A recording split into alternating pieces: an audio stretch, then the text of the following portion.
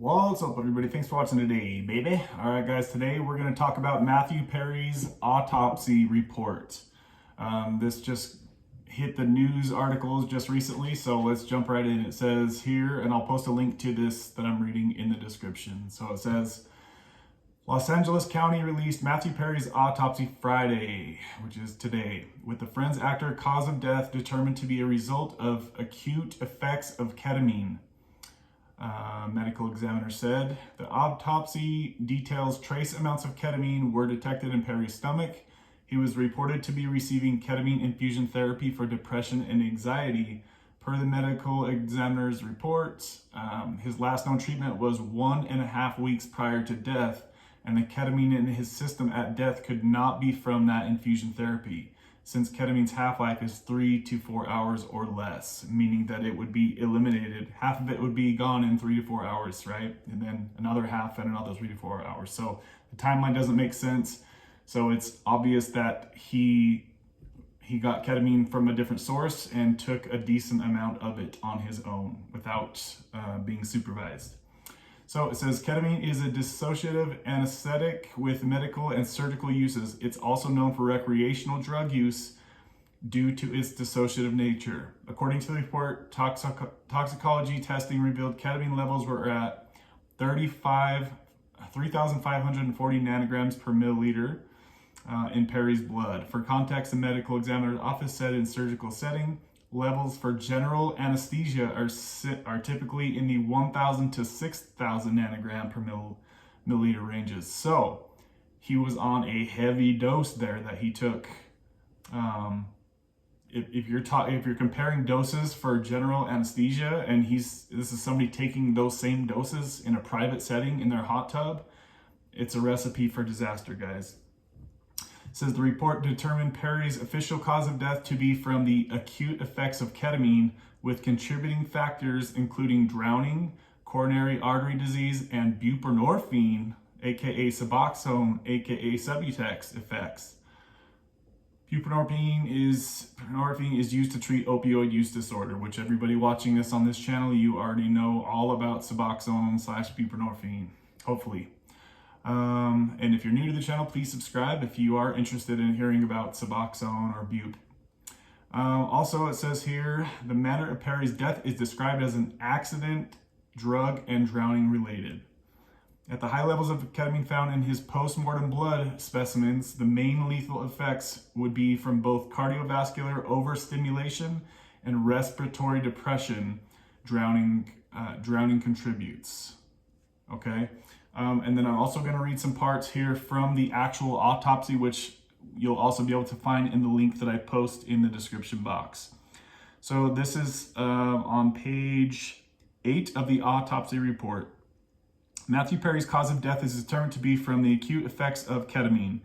And let's see, the manner of death is accident, drug, and drowning related. No signs of foul play. Let's see here. I already read all this. Scrolling.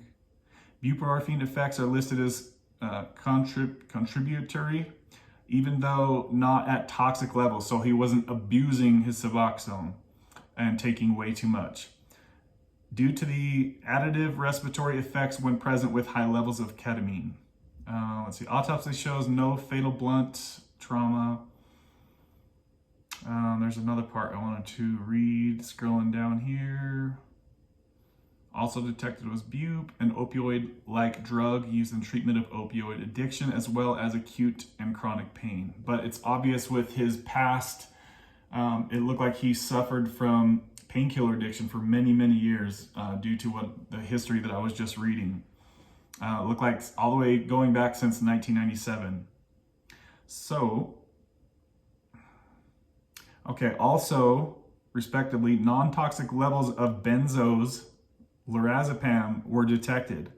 So he had benzos on board, he had Suboxone on board, and he had high doses of ketamine. And he had a decent dose of Suboxone, which I'll talk about in just a moment.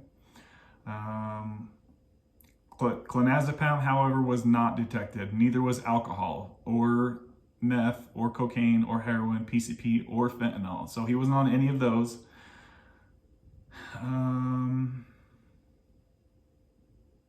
Ketamine is a dissociative with established human medical and surgical uses. Also, it is used in recreational drug use and other illicit settings, mainly due to its dissociative nature, indicating disconnection of mind and from body. It also can have short duration hallucinatory and psychedelic effects. This latter explanation affects its use in a nightclub / party / rave culture. Let's see here. The exact method of intake in Mr. Perry's case is unknown, so they don't know how he took it. Let's see. So his last treatment was 1.5 weeks ago. All right, so a couple other things I want to talk about on here, and I scrolled down somewhere through this, and it showed the levels of bupe or Suboxone in his system, and it was 8 nanograms per milliliter. And then there was also another part down, if you scroll a little bit below that on, it doesn't say the page number, but if you scroll down through the autopsy report, you can read all this stuff. So he had 8 nanograms per milliliter in his blood, which if you scroll down below that, it looks like he was probably on somewhere around 24 milligrams of Suboxone per day, or Subutex, either way.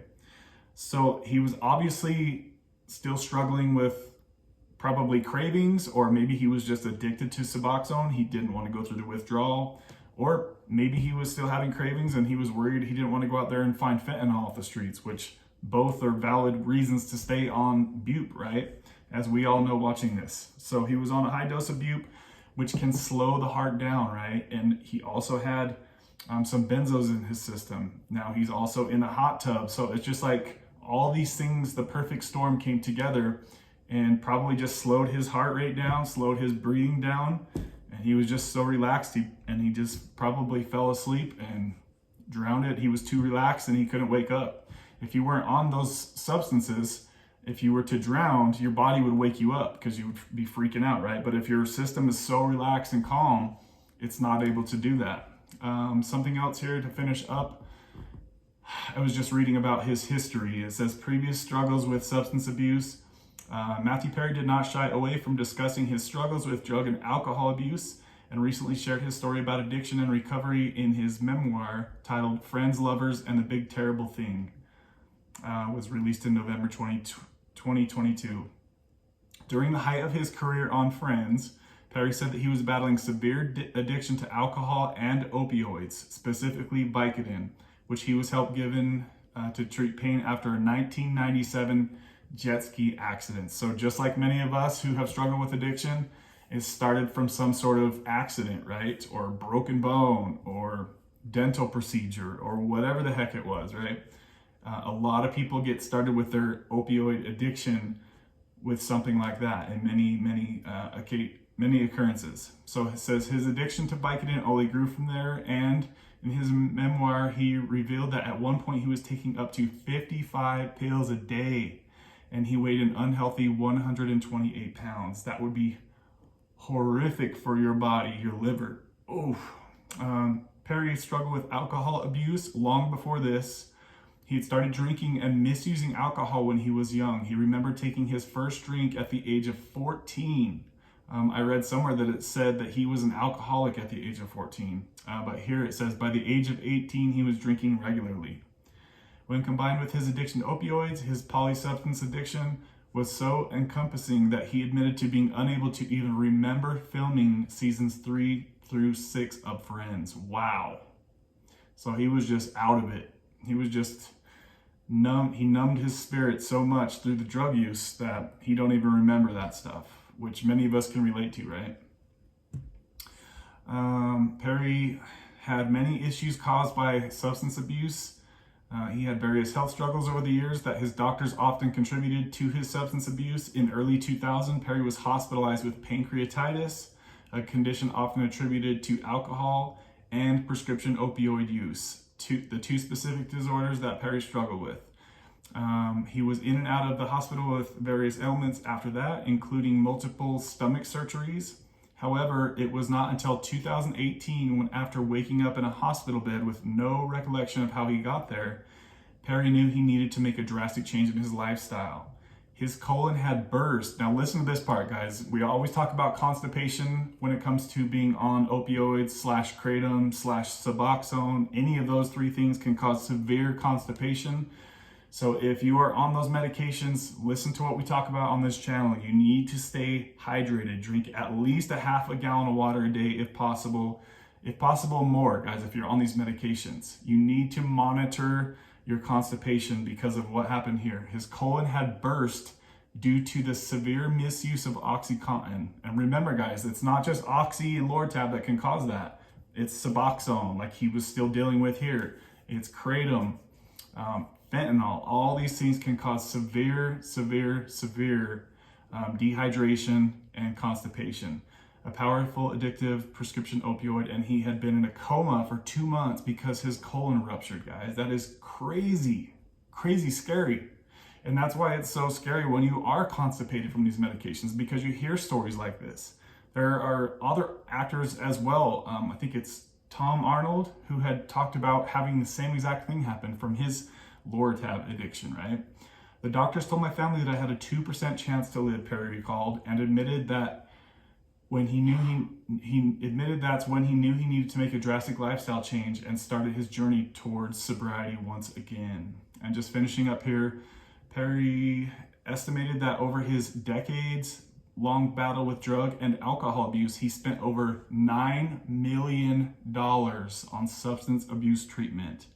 Holy crap. And had been in and out of rehab 15 times, guys.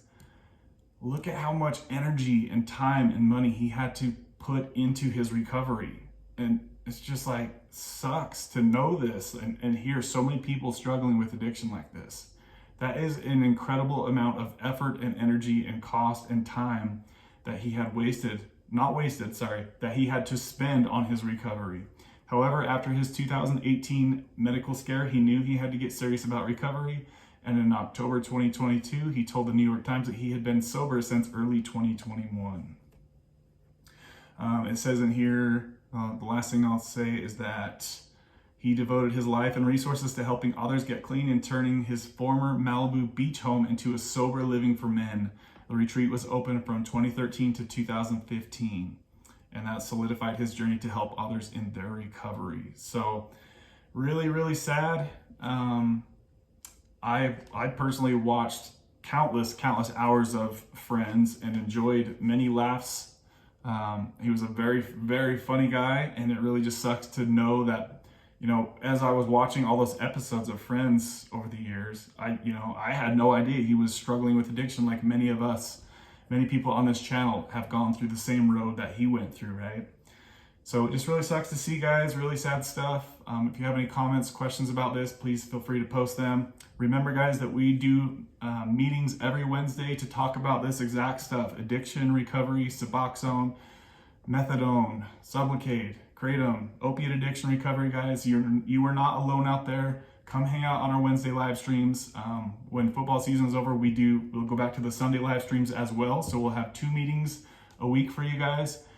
Many people out there in addiction, they feel alone. They feel like nobody understands them. And in many cases, you're right? And a lot of people want to keep their addiction quiet and hidden. And our meetings that we have every week is a safe place to come and discuss.